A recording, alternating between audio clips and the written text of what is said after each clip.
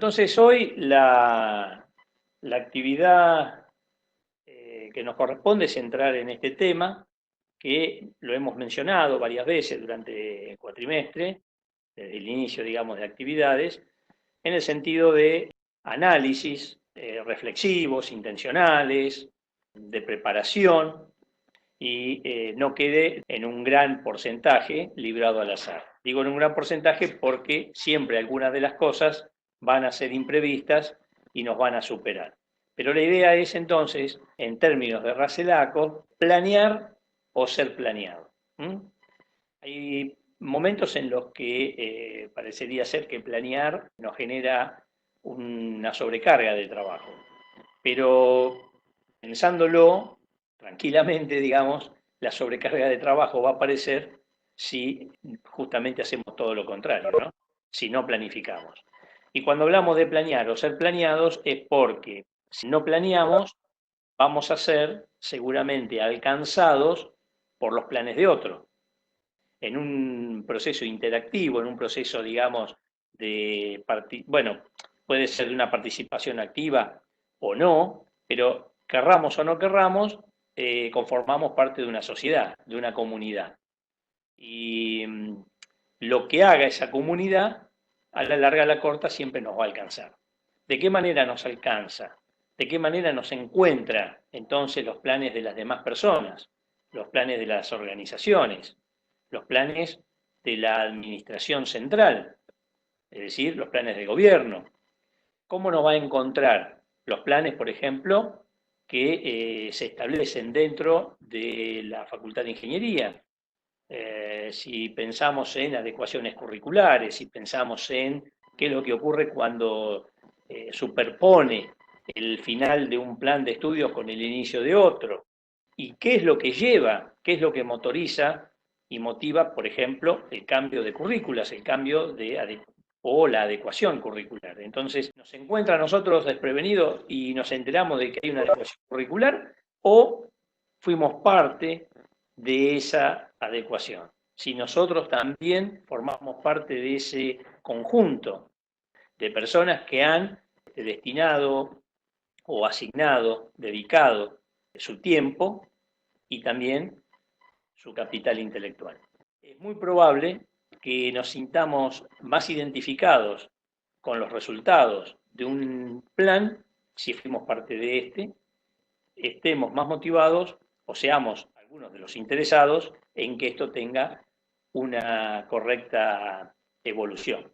Un poco sintetizando lo que venimos diciendo, sintetizando un poco lo que estamos pensando, aborda la elección de fines y medios, porque de alguna manera nos va a interesar exhibir un esquema de acción que produzca, ¿no?, un emergente. Y para producir ese emergente es muy probable que necesitemos utilizar elementos, accesos, que tengamos acceso, que tengamos disponibilidad a ciertos recursos. Dependiendo de la elección del fin, va a determinar qué medios sean necesarios para llegar a ese fin. Y entonces estos dos términos, fines y medios, toman importancia en función de una escala temporal de referencia.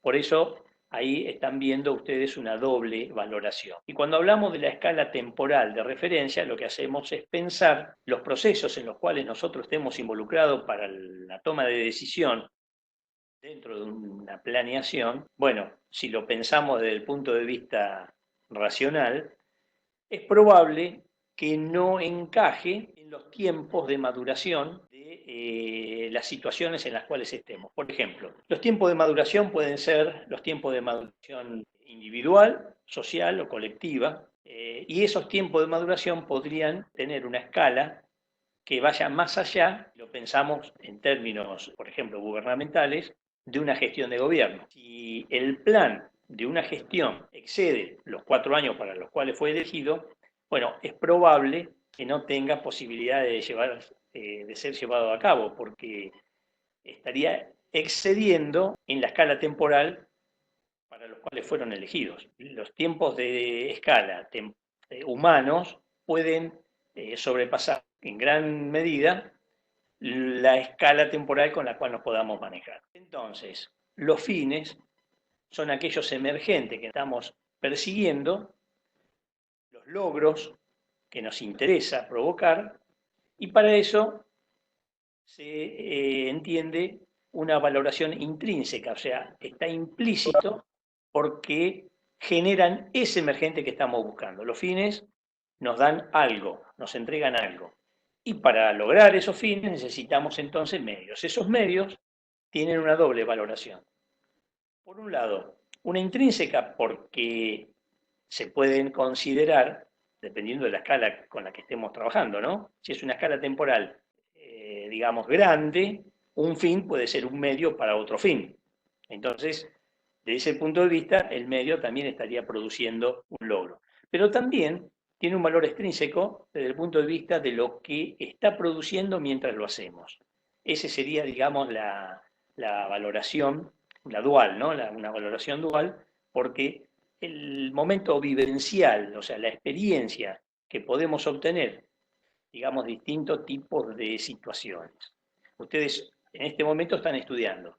¿Para qué? Para recibirse de ingeniero. Ese sería el fin. Pero mientras tanto, tienen que cursar, tienen que pasar, o sea, tienen un tránsito por los trayectos de formación profesional y en algunos tránsitos,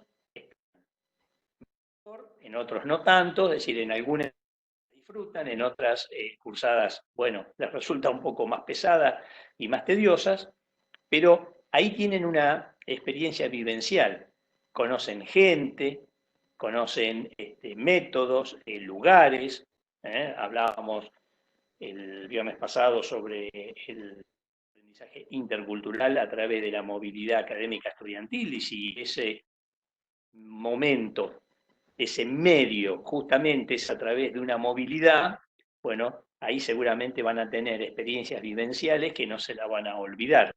Es decir, tampoco se van a olvidar de que se recibieron de ingeniero, pero es decir, van a poder observar que tienen una trayectoria con cierto grado de calidad que la van a recordar con cariño, la van a recordar con alegría, y es esa valoración extrínseca de ese medio. Bueno, ¿cuáles serían los aspectos claves? Por un lado, cuando generamos un plan, no es de casualidad, sino porque hay un momento intencional en el cual se reflexiona sobre la acción. Esto pensándolo siempre de la perspectiva estratégica, ¿no es cierto? Acuérdense que una acción es estratégica cuando se reflexiona sobre la propia acción. Es reflexión en la acción. Por otro lado, se requiere la preparación de instrumentos que pueden ser conceptuales y o materiales. Los elementos pueden tener cuestiones de desarrollo, de evolución, pero también pueden ser elementos concretos que se requieran instrumentar. Y por supuesto, debe dejar bien explícito, por eso hablamos de medios y fines, que hay una intencionalidad explícita de alcanzar o producir un resultado deseado. No podría entonces planificarse sin esta última acción de tener un logro, ¿no? De tener un emergente sistémico. A nosotros nos interesa siempre desde la perspectiva sistémica, es decir, que sea sostenible, que esto, digamos, siempre apunte a la mejora de la calidad de vida, individual y general. ¿Hasta ahí bien? ¿Alguna duda? ¿Consulta? Sí, profe, recién vos dijiste algo sobre que al momento de planear se hace de manera intencional o algo así dijiste, pero no sería que lo haces de manera, o sea, lo haces con intención, porque si vos querés llegar a algún objetivo, querés lograr algo, necesitas planear primero. No, no, claro. Lo que estoy diciendo es que la formulación, la propuesta de un plan, implícitamente está conteniendo todo esto. Es decir, hay una intencionalidad puesta en juego. Sí, entonces lo de intencionalidad se refiere el logro del objetivo, o sea, la planificación contiene todos estos, ¿cómo podríamos decir? Sí, es decir, a Formas, ver, digamos. no nos vamos o sea, no nos vamos a encontrar planeando si no lo hacemos intencionalmente. O sea, de casualidad no nos vamos a encontrar planeando. Eso es lo que quiere decir esto, ¿no? Es decir, hay una acción manifiesta o acuerdos para producir ese plan. Vamos a estar trabajando de manera reflexiva y con voluntad de hacerlo. Por otro lado, también se manifiesta la intencionalidad de que eso produzca un emergente. O sea, un plan sin un emergente no sería un plan. ¿Mm? Son, digamos, los aspectos claves que estarían encuadrados dentro de una planificación. Profe, una consulta. ¿Sí? Usted habla de emergente como eh, el que empieza la planeación. El emergente es lo que va a producir, el emergente sistémico. Bueno, vamos al caso concreto del de ustedes. Elaboraron un plan para que en 5 años se reciban ingenieros. En realidad, el plan de estudio ya está elaborado, pero ustedes deciden ingresar a la carrera de ingeniería y a partir de allí tienen que elaborar planes de corto y medio alcance para llegar a un plan final que es, bueno, recibir ingeniero. Entonces, ese es el emergente. ¿Sí? Cuando se diseñó el plan de estudio, se diseñó con un objetivo claro. ¿Producir qué? Ingenieros. Ingenieros. Perfecto, ingeniero. Entonces, hay un emergente. Después, bueno, ese ingeniero tiene perfiles, diferentes perfiles de acuerdo a las carreras, disciplinas, digamos, especialidades que se ofrezcan. Pero, digamos, en términos genéricos, es un ingeniero. Y va a ser el ejemplo claro de un plan de vacunación. Pero podríamos pensar distanciamiento social, ¿sí? O cuarentena administrada. ¿Cuál es el emergente de ese plan? Dejar de producir contagios.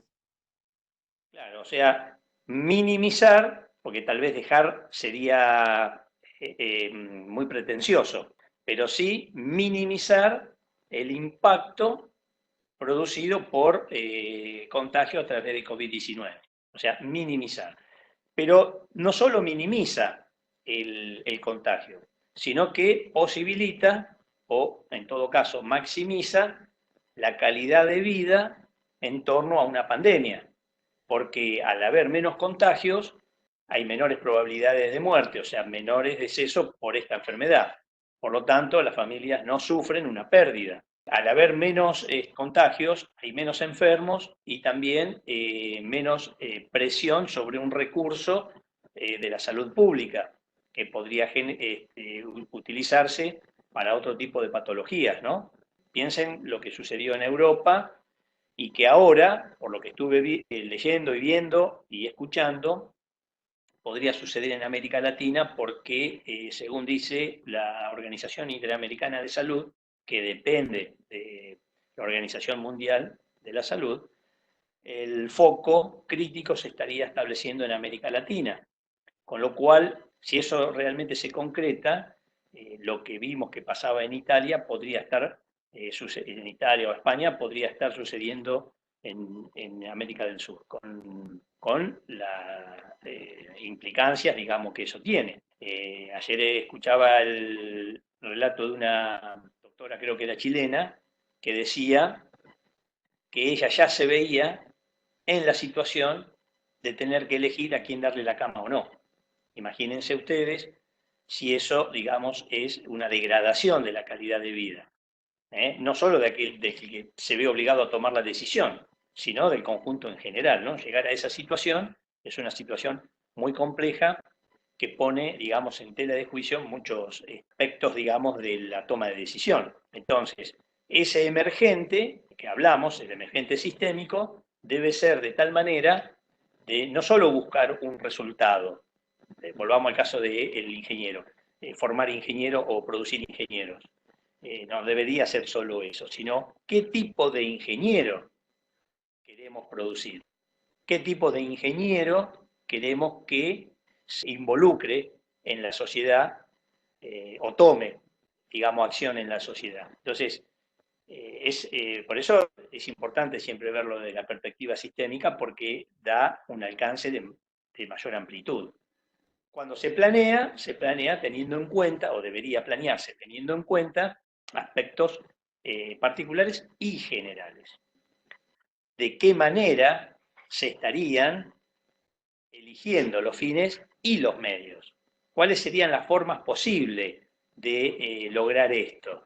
Bueno, acá en el gráfico ustedes pueden ver un cuadro, digamos, de relaciones de poder, ¿sí? Las relaciones de poder, porque son, en definitiva, cuestiones políticas. Es decir, cuando hablamos de la política, hablamos de la forma de lograr que otro haga lo que uno quiere, la cuestión política, relaciones de poder. Después tenemos el tema del diseño de políticas públicas, que es para poner en marcha acciones concretas. Tenemos 4 cuadrantes.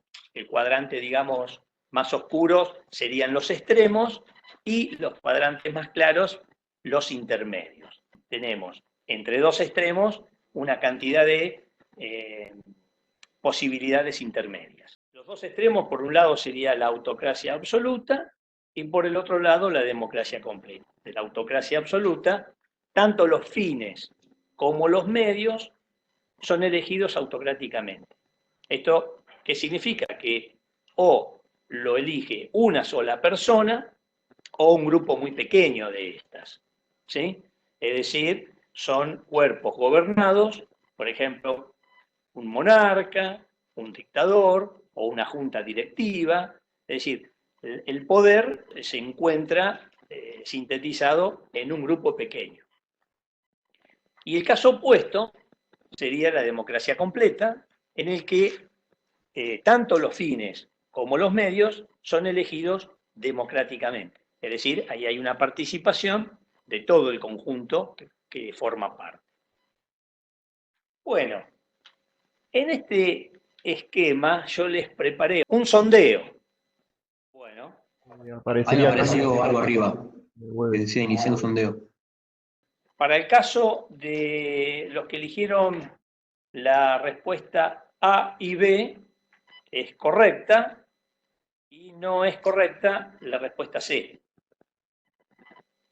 Porque la pregunta decía, ¿qué organización? La pregunta dice, ¿qué organización estaría ubicada en el primer cuadrante? Entonces, en el primer cuadrante estamos en el caso de fines democráticos y medios autocráticos. Los fines los vamos a elegir nosotros. Entonces, la respuesta A, que era un hospital, está claro. ¿Por qué? Porque ¿quién decide ir a atenderse? ¿Quién decide curarse? Nosotros, ¿verdad? Pero una vez que llego al hospital y me atiende alguien, que normalmente, no digamos el administrativo que me toma la guardia y me dice, bueno, acá está el turno, vaya, sino el profesional de la medicina, ¿qué es lo que normalmente, cuando salgo del consultorio, digamos, supóngase que fuera solamente una visita a un consultorio externo? ¿Con qué me voy yo? Me voy con una receta, ¿verdad? Me voy con una descripción de lo que tengo que hacer. Los medios lo establece esa institución. Lo mismo ocurre con, por ejemplo, en este caso, la universidad o la facultad, digamos, de ingeniería. Los que decidimos venir a estudiar ingeniería fuimos nosotros. Pero una vez que entramos a la facultad de ingeniería, nos encontramos con un plan de estudio y después nos encontramos con una malla curricular donde, si yo quiero cursar una materia de tercer año cuando estoy en primero, no puedo. Es decir, no es que yo puedo agarrar esas asignaturas y acomodarlas a mi gusto. Es decir, bueno, esta la curso ahora, esta la curso... Es decir, algunos arreglos podemos hacer, pero son muy pocos. Digamos, el margen de maniobra que tenemos es muy limitado. La forma en cual yo voy a cursar, los días, los horarios y demás, prácticamente lo define la institución. Son muy pocos los arreglos que yo puedo hacer. Ahí tenemos otro caso en que el medio también es establecido autocráticamente. ¿Sí? Bueno, la segunda pregunta era, ¿cuál es la organización que yo ubicaría en el tercer cuadrante? ¿Qué es lo que tenemos aquí? Fines autocráticos y medios democráticos. Entonces, fines autocráticos, es decir, no los pude elegir yo. Pero los medios son autocráticos. Pero los medios son democráticos. Entonces, muchas veces aquí en este cuadrante podrían ubicarse podrían ubicarse, por ejemplo, los partidos políticos y organizaciones de esa naturaleza. Y bueno, ya pueden ver entonces una serie de variedades en las cuales se da ahí cerré la pantalla, se da este tipo de arreglos en la medida de la variación de organizaciones. En el apunte ustedes pueden observar que Rasselakov da los ejemplos y menciona en sociedades organizadas autocráticamente, también existen modos democráticos de trabajo. Y por lo contrario, en sociedades que se manejan completamente democráticas, también puede haber organizaciones autocráticas. Es decir, que incluso en los extremos se pueden encontrar ejemplos de los otros cuadrantes. Cuadrante de democracia completa, ¿qué tipo de organización acá podemos encontrar que funciona así? Bueno, por ejemplo, las cooperativas.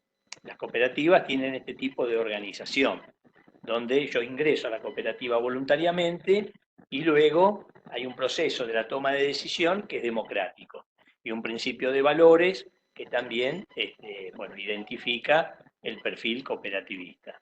Bueno, algunas organizaciones también de gobiernos, por ejemplo, municipales, pequeños, porque también el momento de la toma de decisión se complejiza en la medida que se incrementa el tamaño de ese conjunto. Es probable que una localidad pequeña pueda implementar un modelo participativo completo.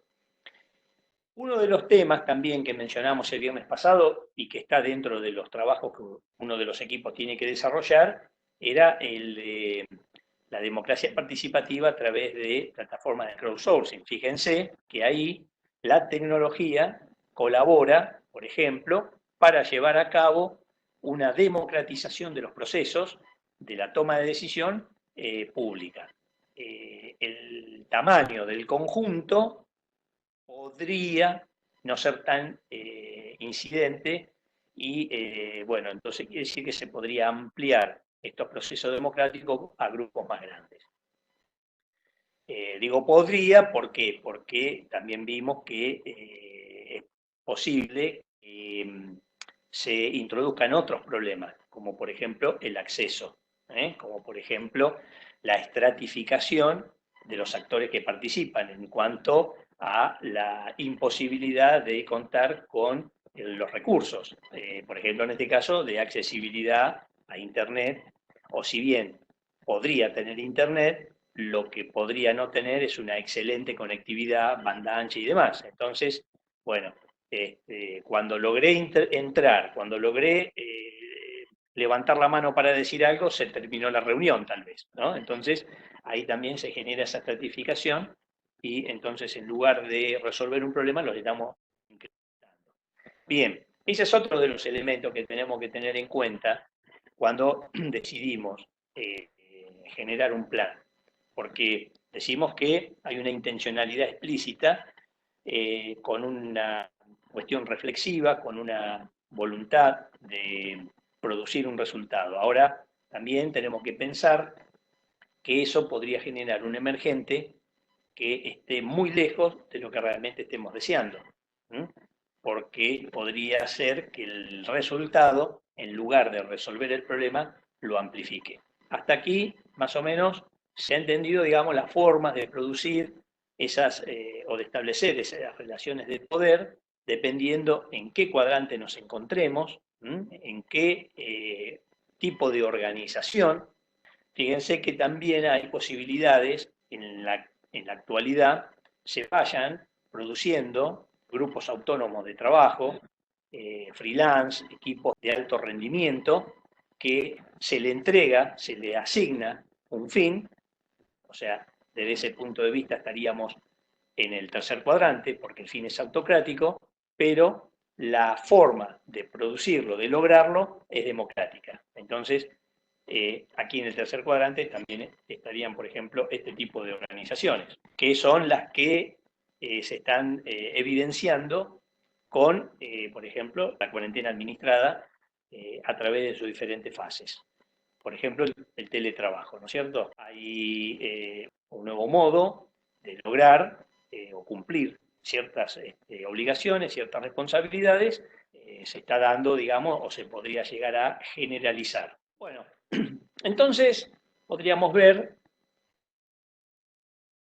enfoques que se han ido dando a lo largo del tiempo y también de acuerdo a quienes lo han propuesto. Por un lado, el determinismo del desarrollo social, que lo propone Einstein, y por el otro lado, el de la indeterminación social. Fíjense que son antagónicos, ¿no? Determinismo por un lado e indeterminación por el otro, porque se produce a través de la acción creativa. Esto lo propone Heisenberg. Y entonces, para el primero de los casos, y según el tipo de actor social involucrado, se puede plantear un planeamiento de tipo tradicional, que es singular, en el que hay un sujeto planificador y un objeto planificado, a través de un diagnóstico, pronóstico de tendencias, y bueno, ¿qué es lo que surge de allí?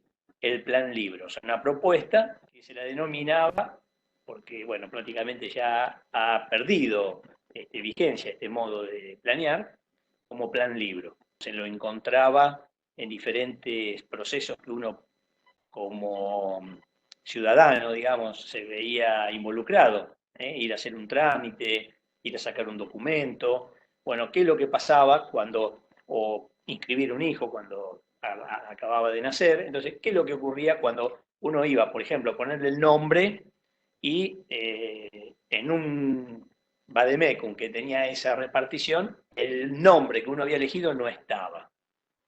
Bueno, ya eso era un problema, porque si el nombre no estaba en ese libro, significa que no se lo podías poner. Y bueno, ¿y qué pasaba si querías ponérselo? Y bueno, ahí empezaba toda una lucha, ¿sí? Ahí aparecía todo lo que era un trámite burocrático que no sé cuánto tiempo te podía llevar y capaz que te daba resultado negativo. Entonces, lo que estaba escrito estaba explícitamente permitido y lo que no estaba escrito estaba implícitamente prohibido. No se podía resolver. ¿Qué es lo que se observaba? Se observaba un modo imperativo de planear, pero el que planeaba básicamente era el Estado.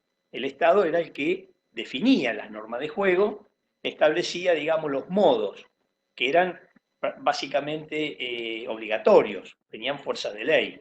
Los esquemas de producción se establecían por los criterios que el Estado fijaba y no suponía la propiedad privada de los medios de producción. Entonces, ¿dónde podríamos señalar o ejemplificar este modo imperativo? Hay formas intermedias, ¿no? Pero la máxima expresión de este modelo, ¿en dónde se podía encontrar? Fíjense lo que dice. El Estado actúa de manera directa, planifica elementos de la economía, establece secuencia de producción, distribución y circulación. No sé si estoy tirando fruta, pero en un estado estilo dictadura, ¿se podría aplicar ese tipo de planificación o es mucho? Claro, ¿y cuál sería ese Estado? La Unión Soviética. Claro, claro. Entonces, la Unión Soviética era un ejemplo claro, después había muchos otros estados que utilizaban esto, pero bueno, nombramos Antigua Grecia, todo.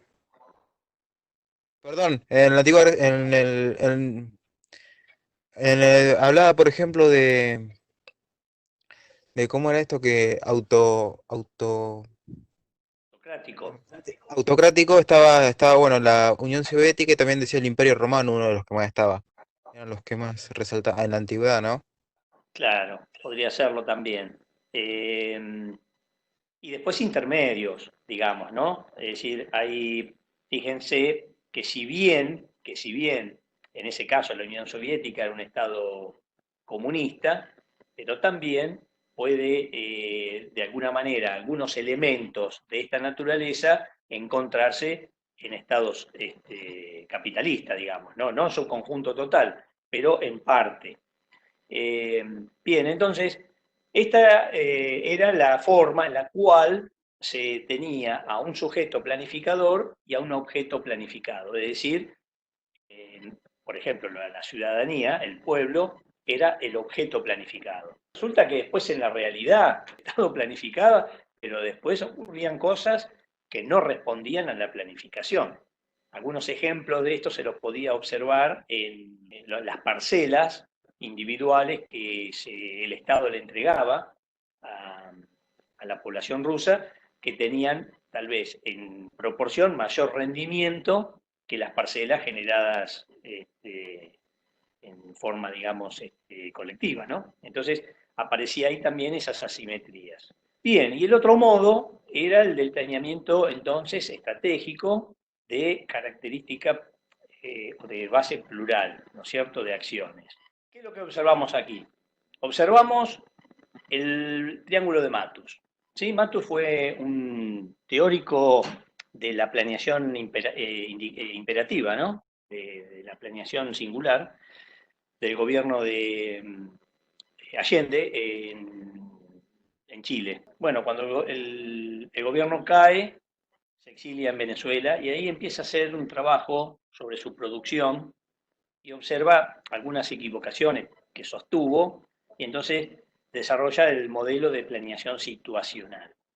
Y ese modelo, digamos, esto es un elemento de ese modelo, menciona que hay que observarlo como un triángulo equilátero, porque eso implica equilibrio, digamos, equidistancia entre sus nodos. Una anomalía, por ejemplo, si de triángulo equilátero pasáramos a un triángulo isósceles, estaríamos observando un desequilibrio entre el posicionamiento de los vértices. Cada vértice es un elemento y en el centro tenemos otro. Proyecto de gobierno. Bueno, en este caso, proyecto de gobierno, también lo podemos pensar como proyecto ejecutivo. Es decir, este modelo está planteado desde el punto de vista de una gestión de gobierno. Así es como ha sido diseñado este modelo. Pero nosotros lo podemos utilizar para un proyecto de índole particular, digamos, del ámbito privado. Entonces, bueno, ya no sería un proyecto de gobierno, sería un proyecto ejecutivo, que debería tener una viabilidad, digamos, buscaría la viabilidad de su ejecución. Un proyecto viable. Eso es lo que quiero decir, ¿no? Diseñaríamos un proyecto viable que pueda ser ejecutado. Por el otro lado, tenemos la gobernabilidad. Y para que este proyecto social o particular pueda ser, tenga gobernabilidad, lo que deberíamos tener aquí en claro cuáles serían las variables que estén bajo control, es decir, cuáles son las variables que nosotros dominamos, que podemos disponer, que podemos manejar, que dependen pura y exclusivamente de nuestra decisión, cuáles serían las que están bajo control compartido y cuáles variables estarían fuera de control. En perspectiva, de acuerdo a cómo está eso distribuido, será la gobernabilidad que esa gestión posea. Si todas las variables en juego están bajo control, evidentemente hay una máxima gobernabilidad. Y a partir de una existencia, de un hecho, de visibilidad, de variables bajo control compartido o fuera de control, ustedes ya pueden ir intuyendo cómo se va a ir debilitando esa gobernabilidad. O qué estrategias, en todo caso, va a requerir esa gestión de gobierno o ese grupo ejecutivo para hacer posible establecer una gobernabilidad. Cuando, por ejemplo, está a punto de cambiar una gestión de gobierno o cuando ya se cambió la gestión de gobierno después de un proceso eleccionario, que se habla muchas veces de cómo se va a construir la gobernabilidad. Tener una distribución de alianzas, digamos, muy heterogénea, pone en duda o en dificultades la gobernabilidad, porque hay muchos actores de estrategias diferentes o de pensamientos de base filosófica distinta que confluyeron en un momento, en un tiempo, pero eso ahora debe ser sostenible a lo largo, por lo menos, del periodo de gestión. Una consulta. La gobernabilidad, ¿lo podemos ver también como una parte medios? Ahora lo vamos a ver en las capacidades de gobierno, ¿sí? Que es el otro vértice. Una gestión de gobierno que tenga un proyecto muy bueno podría minimizar la calidad o podría afectar la calidad de ese proyecto si las capacidades de gestión no son las adecuadas. El proyecto de gobierno puede ser excelente, pero si las capacidades de gobierno no son adecuadas, va a mellar la calidad de ese proyecto. Ahora, un proyecto de gobierno malo, un proyecto de gobierno pésimo, por más capacidad de gobierno que tengan, no lo van a volver bueno. Podemos hacer ejemplos si ustedes quieren después de esto, pero así, en términos generales, podemos manifestarlo de esta manera. Entonces, ¿qué serían las capacidades de gobierno? Bueno, por un lado, las competencias del equipo de gestión. Es decir, las cualidades en términos de capacidades, habilidades, destrezas y conocimiento que ese equipo de gestión tiene. Entonces, aquí la elección de quiénes va a ocupar qué rol y en dónde. Ya ustedes pueden verse, digamos, en la elección de quiénes serán los ministros, quiénes serán, digamos, bueno, estamos hablando siempre de la componente ejecutiva, ¿verdad? No legislativa, porque esa entra ya con la elección por el voto, pero la componente ejecutiva, entonces sí, porque es la que ustedes, ya sea por una gestión de gobierno o por un proyecto ejecutivo, ustedes van a decidir dentro de una empresa, suponiendo que están en los niveles de la alta gerencia, bueno, quién va a ocupar qué rol o qué función dentro de esa organización. Entonces, las competencias del equipo de gestión. Otro de los elementos claves sería las capacidades tecnológicas. ¿Qué grado de soberanía tecnológica tenemos? Si poseemos, dominamos la tecnología o somos dependientes tecnológicamente. Y si las tenemos, y si es nuestra la tecnología, bueno, ¿qué grado de apropiación? Porque la tecnología podría ser nuestra, que desde ese punto de vista sería una variable bajo control, pero bueno, ¿cuánta apropiación hay de esa tecnología? También tendríamos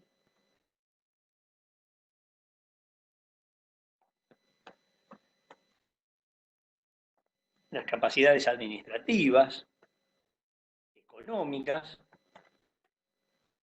financieras,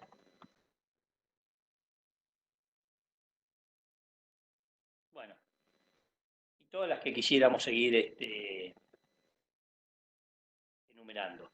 En este sentido, entonces, volviendo a los términos del inicio de la charla de hoy, la calidad del plan no solo va a depender de lo que nosotros introduzcamos como elementos clave dentro de ese plan, sino también va a depender de la calidad del plan de los otros. Por eso, en el medio aquí está la figura del actor social. ¿Qué es entonces el actor social? Un actor social.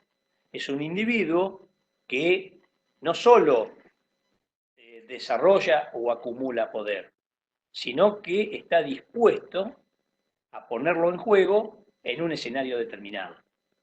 Si lo pensamos en términos gubernamentales, lo podemos pensar en que el gobierno establece una cuarentena administrada, pero también la sociedad planifica a su modo y entonces podemos encontrar hoy elementos que están en oposición a la cuarentena, que no la plantean, digamos, uno escucha sus argumentos y plantean cosas que pueden ser muy riesgosas llevarlas a la práctica. Entonces, ¿cuál va a ser la calidad del plan gubernamental en torno a la cuarentena? Bueno, también va a depender de la calidad del plan de los otros, en este caso en oposición a esa administración de las situaciones sociales actuales, ¿no? Eso es importante tenerlo en cuenta, porque cuando hablábamos de los otros modos de planeación, por ejemplo, el modo singular o imperativo, no se tenía en cuenta la planeación del otro, porque era considerado como un objeto de planeación. En cambio ahora, los otros son sujetos de planeación. También planean, obviamente en la medida de sus recursos y sus alcances, pero muchas veces esos planes pueden entonces coincidir, el plan individual puede coincidir y tener o resultar un plan colectivo, un plan social que puede incluso hasta equilibrar o incluso anular las acciones de un plan gubernamental. Lo mismo pasa con un plan ejecutivo, donde uno pone en juego el lanzamiento al mercado de un producto o la solución tecnológica a algo.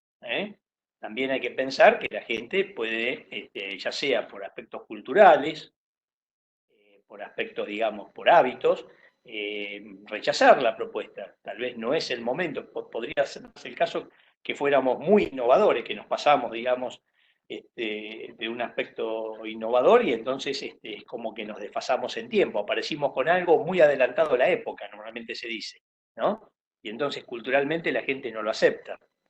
Y entonces puede ser una solución muy buena, pero cayó en un tiempo, en una escala temporal no adecuada. Eso también podría darse en un elemento, digamos, que no sería porque ha sido una planeación por parte de los otros, pero en definitiva termina generando el mismo fenómeno. Bueno, ustedes después pueden leer, está el libro de Russell Acko que se llama Planeando la empresa del futuro, y él hace ahí una descripción muy interesante. Bueno, él habla de los inactivistas, de los reactivistas y de los interactivos. Y en el caso de los reactivistas, donde dice, bueno, tratan de no generar cambios, tratan de... y por eso no es que no hagan nada, al contrario, trabajan mucho, pero tratando de anular, digamos, cambio. Entonces, aparece el concepto de incrementalismo disjunto. Lo que hace es tomar cada problema por separado e interviniendo lo menos posible, o sea, trabajándolo lo menos posible. Porque lo que ellos piensan es que el hacer poco es mejor que, o no intervenir, es mejor que sí hacerlo e intervenir. ¿Por qué lo menciono? Lo menciono porque los aliados fundamentales de estos modos de pensamiento son, se encuentran los aliados en la burocracia y en el papeleo. Cuando nos encontramos con organizaciones muy burocráticas y con mucho papeleo, encuentra una dificultad muy amplia para llevar a cabo planes con emergentes dinámicos. Ahí lo que aparece normalmente es que se crean comisiones, se crean comités, ese tipo de organizaciones que, bueno, para que algo avance tiene que pasar de uno a otro y bueno, imagínense ustedes que en la medida que se generen comité tras comité, cuando se llega al resultado, el tiempo de maduración pasó. Esto tiene más que ver con una planificación de tipo indicativa, así como la otra tenía una relación con la planeación imperativa, esta es de modo indicativo, es decir, el Estado no desaparece, todo lo contrario, lo que hace es regular de alguna manera, ¿no es cierto? Por eso actúa de manera indirecta. Bueno, acá la palabra dice conciliando. El respeto entre las libertades e iniciativas individuales con una orientación hacia fines comparativos. Para el sector público es de carácter obligatorio y se concerta, es decir, se acuerda con el sector privado. Por ejemplo, cuando se establecen conciliaciones obligatorias a través del Ministerio de Trabajo, los empleados, los gremios y la patronal, ¿no? Se trata de acordar una solución a un problema. Otro de los elementos que puede observarse es los diseños de las políticas en torno a la asignación de los recursos, tema crédito, gasto, inversiones, que se ve normalmente en organizaciones, en sociedades que tienen una base de una economía capitalista, con vocación de economía concertada. Se sostiene la propiedad privada de los medios de producción, pero enmarcada en criterios sociales. Fíjense que en este momento, con el tema de la cuarentena del COVID-19, se han puesto en juego y se han revalidado, rejerarquizado muchos de estos conceptos, porque, y se están viendo también algunos emergentes que muestran y demuestran que en situaciones de normalidad las grandes corporaciones trabajan en su modo y en situaciones complejas como la de ahora dejan de actuar en su modo tradicional y pasan a buscar las soluciones aportadas por el Estado.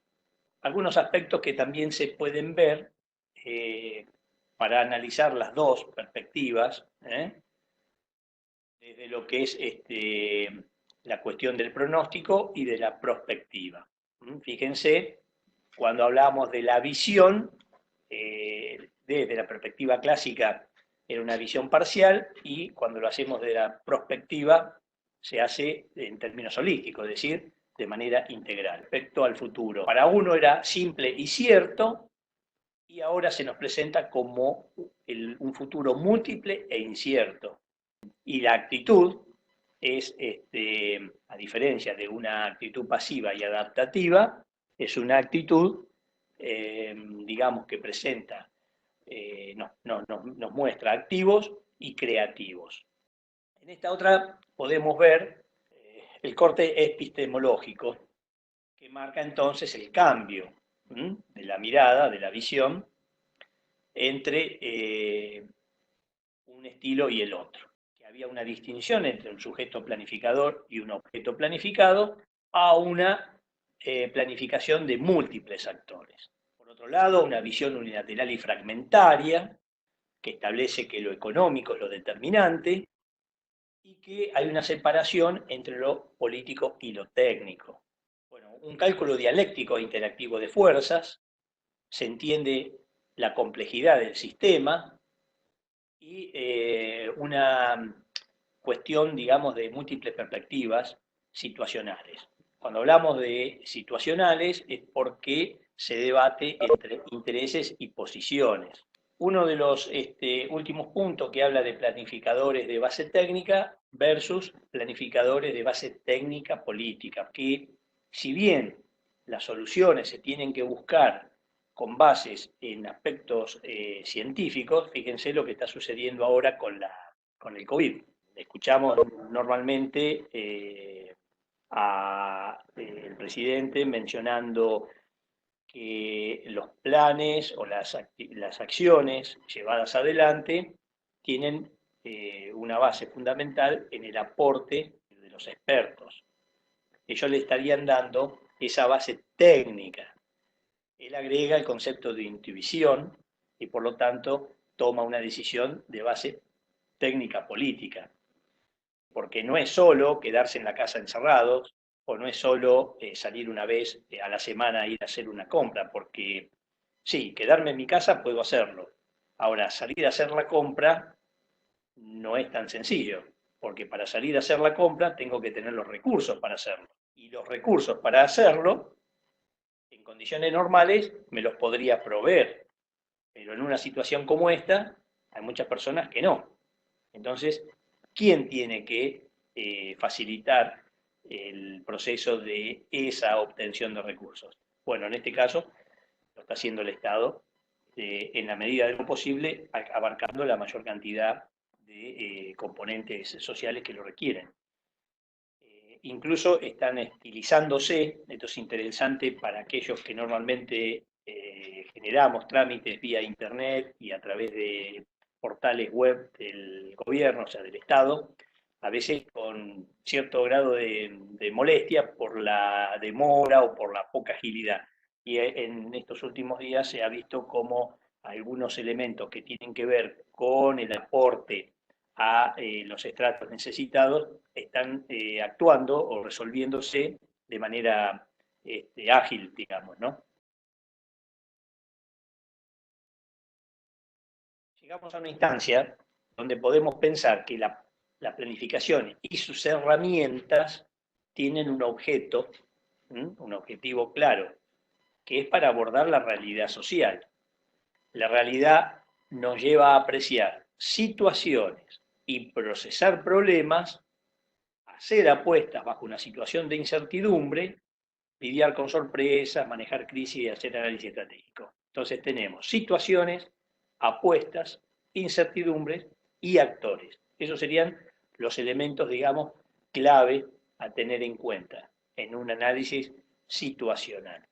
Fíjense que entonces podemos decir que una situación es un análisis, ¿sí?, realizada desde la perspectiva de un actor social en el cual se manifiestan las intenciones, deseos y necesidades, la forma en cual él se encuentra frente a otro para establecerlo o identificarlo como semejante o diferente.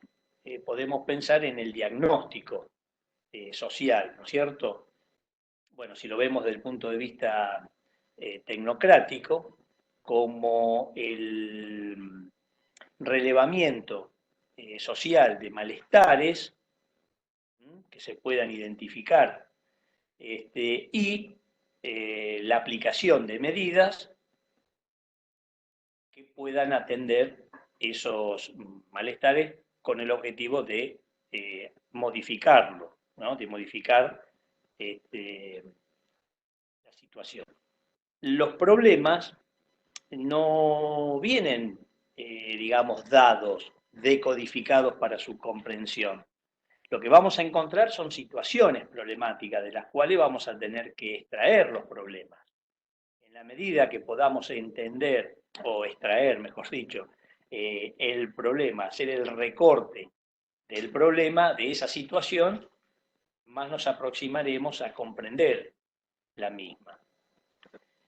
¿Por qué? Porque necesitamos explicar esa realidad, identificando los problemas a fin de calcular un futuro que es incierto. Y esto lo vamos a hacer a través del proceso de la toma de decisión. Y el proceso, lo habíamos entendido, el proceso de la toma de decisión de tipo estratégico lo habíamos comprendido como una componente de 3 fases. La percepción de la realidad, la comprensión del futuro y el razonamiento como el núcleo de la toma de decisión. Percibir qué es lo que está sucediendo, comprender eso que está sucediendo y en ese sentido pensar el modo, la forma en la cual se pueden dar la multiplicidad de escenarios y entonces cuáles serán los pasos a seguir para desarrollar toda la batería, digamos, de elementos involucrados o contenidos dentro de nuestro plan para la ejecución del mismo. O deberíamos hablar ahora de lo que es un problema. Que un problema es la brecha generada entre una situación actual y una situación deseada.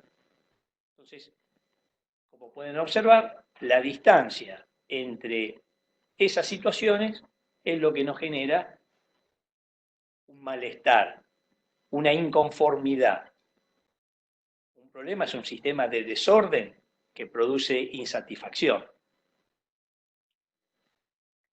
Lo grafica Peter Senge en su libro La Quinta Disciplina, en la cual él manifiesta, por ejemplo, a través de una bandita elástica puesta en los dedos, donde él separa los dedos, digamos, la tensión en la bandita elástica se incrementa. Entonces, esa sería una forma gráfica de materializar la inconformidad.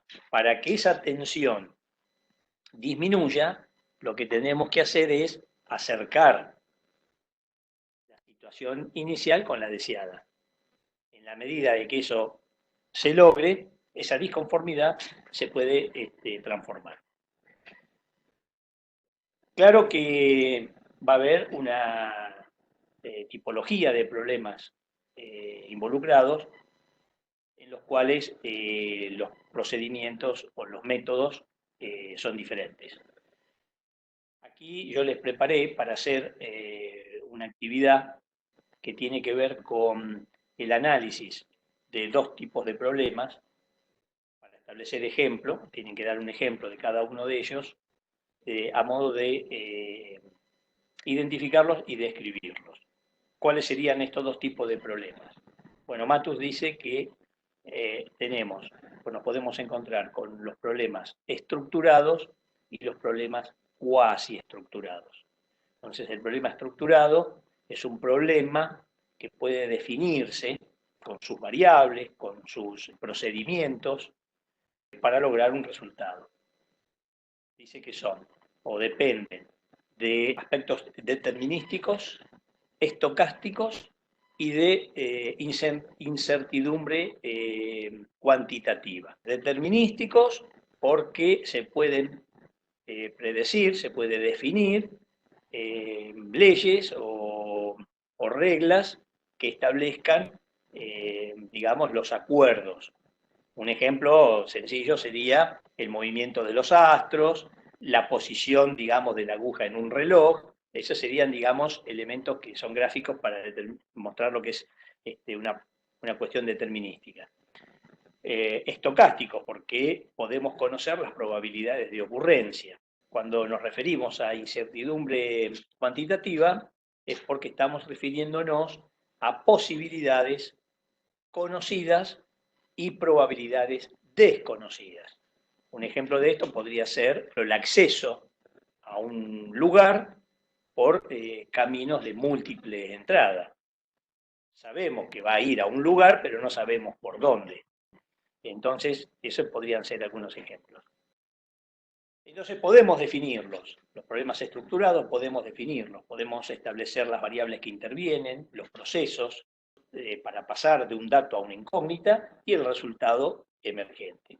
Esto no quiere decir que el problema pueda ser sencillo. El problema puede ser muy difícil, pero estarían dadas las condiciones para poder intervenir.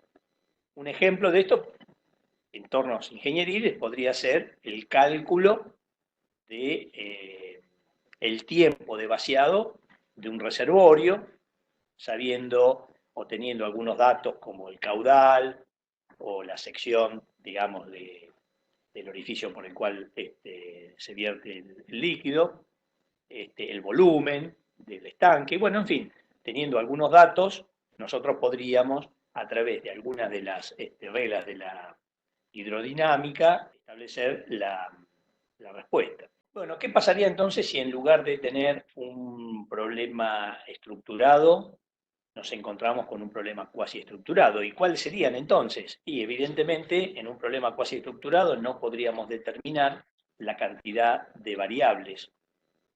Todas las variables no podríamos hacerlo.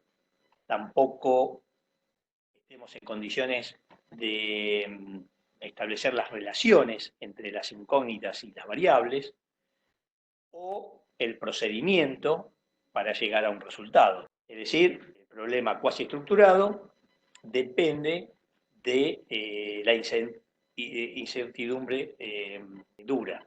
¿Qué quiere decir? Que hay poca capacidad para predecir. Estamos en condiciones de inferioridad en ese aspecto.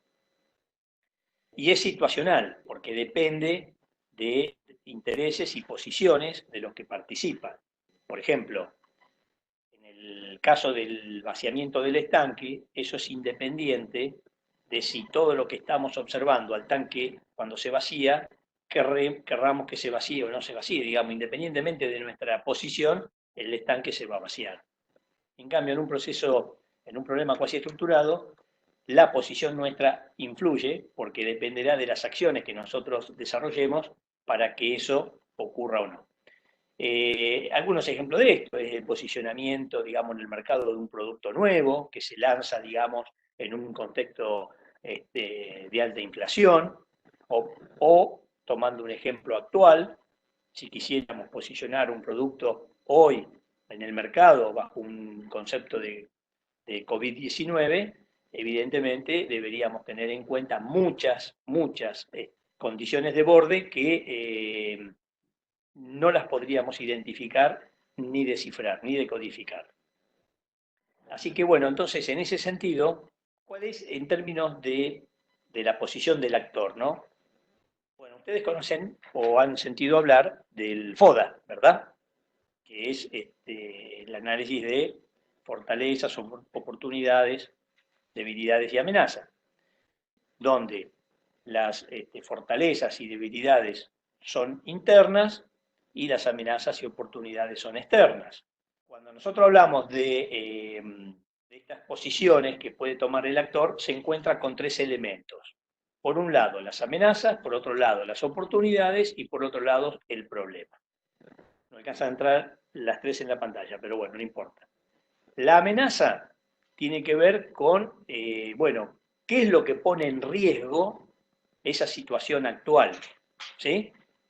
Porque podrían ser cambios inesperados, cambios que alteran su condición, tal vez una condición de comodidad, y entonces es una amenaza. Por otro lado, la oportunidad es la modificación de esa situación en la cual no está cómodo, y podría generar un nuevo escenario que le sea favorable. Y cuando se encuentra con el problema, lo que ocurre es que demuestra, digamos, el balance entre las fortalezas y debilidades. Cuando nuestras debilidades son mayores que nuestras fortalezas, evidentemente estamos en presencia de un problema. Después tienen para seguir leyendo, bueno, acá estaba el triángulo que recién les mostré, con algunos desgloses. Acá tienen la entrevista que le hacen a Carlos Matus en el texto Planificar para Gobernar, que le hace Huertas, donde, bueno, explica algunos elementos interesantes para que lo lean. Esto lo vamos a ver en la próxima clase, porque es importante como elemento de análisis para la confección y elaboración de un plan, que es el árbol de problemas, que luego después se traduce en árbol de objetivos y después pasa a desarrollarse el plan de acciones. Este árbol de problemas, estaba pensando, lo vamos a implementar para el desarrollo del trabajo integrador. Vamos a hacer un experimento, vamos a diseñar nuestro plan integrador en base a un árbol de problemas. Después vamos a ver cómo lo podemos implementar, pero creo que podemos tener un resultado interesante si planteamos el trabajo en torno a un árbol de problemas, estableciendo una problemática. Lo Lo vamos a ver más en detalle en la clase que viene, pero hoy les adelanto, tiene 3 secciones: la sección inferior, que son las causas, el centro, que es el problema, y la parte superior, que es los efectos. Entonces, podríamos plantear nuestro trabajo identificando, digamos, el problema en torno a esa problemática, a esa temática, perdón, dada, y bueno, analizar las causas y los efectos que se pueden producir. Ahora les voy a mostrar un trabajo interesante de la Universidad Nacional Autónoma de México, de la UNAM, porque justo estaba buscando algún material que hable sobre el tema del proceso de la toma de decisión cuando hay incertidumbre, incertidumbre cuantitativa, y justo encontré un ejemplo ingenieril, que ustedes después lo pueden leer con más detalle, para un caso en el que se quiere un sistema de protección con huracanes. Entonces, bueno, se establecen cinco pasos, que primero sería identificar el objetivo, establecer las probabilidades de los eventos, acá se lo puede ver en términos de árbol. Una vez que se establecen las probabilidades de los eventos, lo que se hace es estimar las consecuencias que producen estos eventos en función de los atributos. Luego de ello, hacer una evaluación de las hipótesis para establecer si hay un conjunto de variables críticas. Y por último, un análisis de sensibilidad. Después lo leen, pero para un caso, obviamente, de problema estructurado, estamos hablando aquí, que no confundamos que el problema estructurado, porque está definido, porque tiene, digamos, una posibilidad establecer a través de modelos de resolución y abordaje y encontrar una respuesta, que se trata de un problema de fácil solución. Fíjense, un grado de complejidad importante para llegar a una solución. La práctica va a tener 2 ejercicios. El primero, describir, dice, ¿no? 2 ejemplos de problemas, el primero estructurado y el segundo cuasi estructurado, señalando las premisas, las conclusiones y el procedimiento para pasar de una a otra. Premisas: establecer la condición de partida, con qué nos encontramos, cuáles son los datos, las variables que conocemos, cuáles son las incógnitas y las variables desconocidas, y qué procedimiento se requiere para llegar a esa conclusión, a ese resultado. Por el otro lado, ya va a ser después de la clase que viene, el árbol de problemas para el segundo ejemplo, para el segundo caso del problema cuasi estructurado. Entonces, si bien vamos a plantear 2 ejemplos, uno de un problema estructurado y el otro de un problema cuasi estructurado, para armar el árbol de problemas.